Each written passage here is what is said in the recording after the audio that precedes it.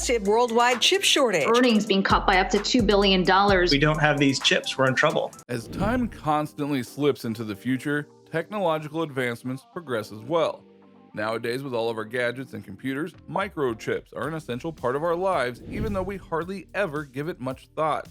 And although technological advancements means greatness for humans, it also presents other problems. One problem is the global chip shortage that is currently happening.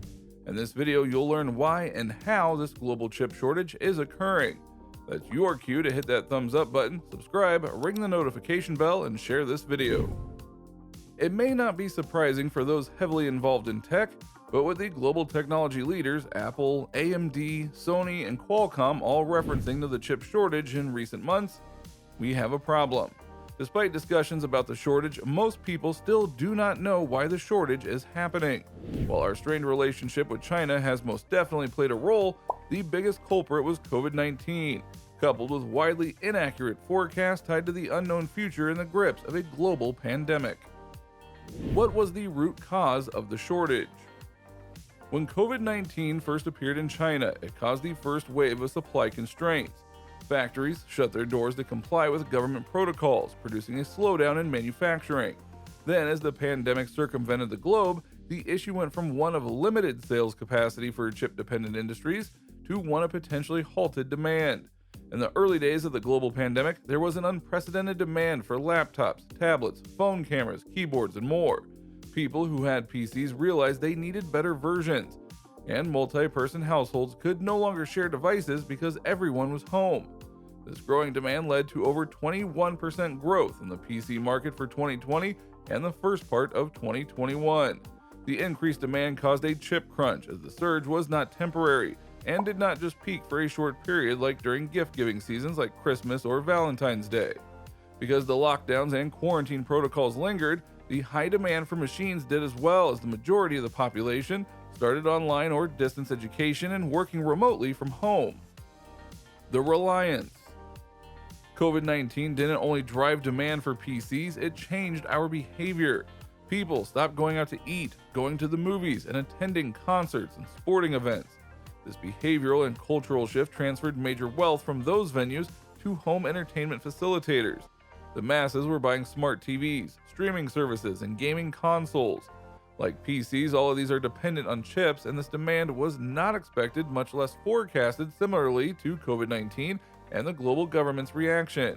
More tablets were purchased in 2020 than the previous 6 years, with over 160 million units being sold. For Chromebooks, over 11 million units were sold versus less than 4 million in 2019. Smart televisions were cleaned off displays, up from 3 million units in the last quarter of 2019 to nearly 5 million units in 2020. The increased global demand spawned the shortage to spiral out of control. The global smartphone industry. The first was the mobile smartphone industry, with the rising demand for PCs early on in the pandemic, causing people to expect demand for smartphones to drop. With all of us locked down at home, we were supposed to see material decreases in mobile devices demand. While forecasters were right in the early onset of the pandemic, it only took a couple of months for the smartphone industry to be back to business as usual. By the fourth quarter, demand had surged to nearly pre-pandemic levels, down by only 2% according to Canalys data. The 5G cycle, including the introduction of Apple's 5G variant, drove demand even higher. Then Qualcomm's recent earning results showed that the sales were restrained by a lack of semiconductor supply. This sentiment was repeated among chip makers including Intel, AMD, Nvidia, and Micron Technology. The automotive industry. Then another downfall that trend watchers failed to predict was the demand in the automotive industry. Shutdowns led automakers to cut forecasts for production and vehicle demand.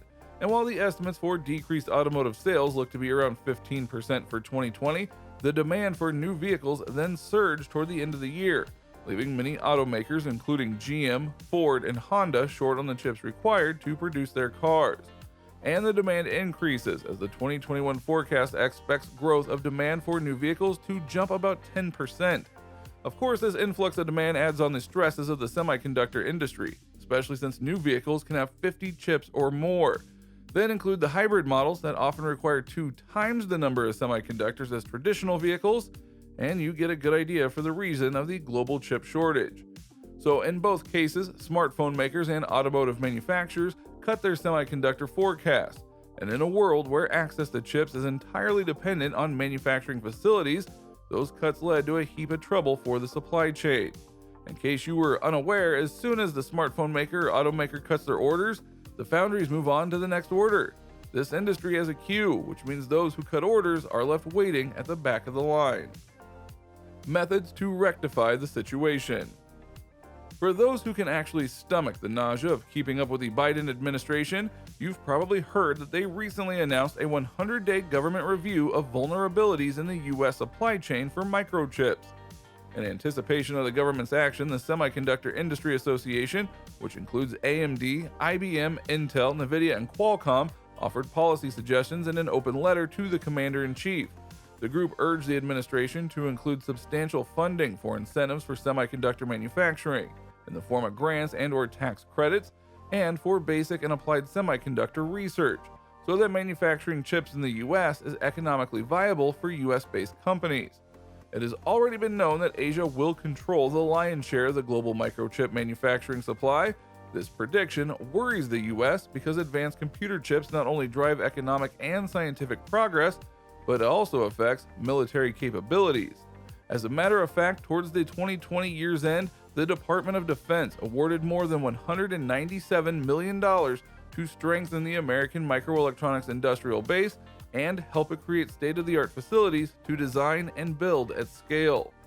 Through the Rapid Assured Microelectronics Prototypes, also known as RAMP, the Defense Department hopes to create a reliable and robust domestic source of all chips for its AI, to remain independent and in control, because these chips are needed for the progression of 5G communications, quantum computing, and autonomous vehicles. Recently, IBM has been making the U.S. microelectronics supply chain stronger and has begun laying a foundation to increase it exponentially. On the other side of the world, Asian manufacturers are responding by looking for opportunities in the United States. Samsung Electronics recently revealed plans to build a cutting-edge semiconductor facility in the U.S. The $17 billion Project Silicon Silver would also create about 1,800 jobs over the first 10 years, as stated by an economic impact study filed in Texas in early 2021. Opportunities for strong earnings and revenue performance will only intensify. Unfortunately, that only depends on the U.S. to build the infrastructure to keep up with the demand, remain self-sufficient while supplying the world. And with the cloud, mobile, software, artificial intelligence, and electric vehicles, the demand is only set to increase. It might actually be a grand investment as well. So although we often wait for the government to turn up the opportunities, we can all put our money in where our mouth is and benefit our personal wallets as well as your nation.